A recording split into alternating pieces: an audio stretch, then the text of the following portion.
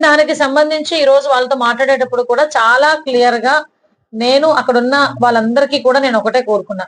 అమ్మ మీరందరూ కూడా సమస్య చెప్పారు.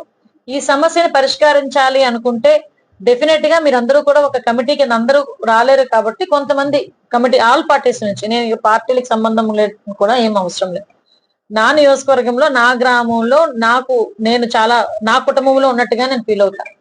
కాబట్టి మీరు ఒక కమిటీ ఏర్పాటు చేసుకొని దసరా తర్వాత చెప్తే డెఫినెట్ గా నేను ఆ కమిటీని గౌరవ సీఎం గారి దగ్గరికి, గౌరవ డిప్యూటీ సీఎం గారి దగ్గరికి, లోకేష్ గారి దగ్గరికి తీసుకెళ్లి మీ సమస్యను వివరించి మీ సమస్యకి పరిష్కారం ఇస్తాను అని చెప్పి చాలా క్లియర్ గా చెప్పాను.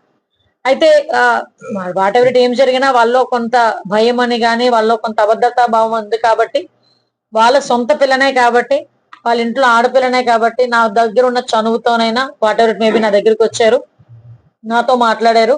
మీరందరూ కూడా అబ్జర్వ్ చేసే ఉంటారు.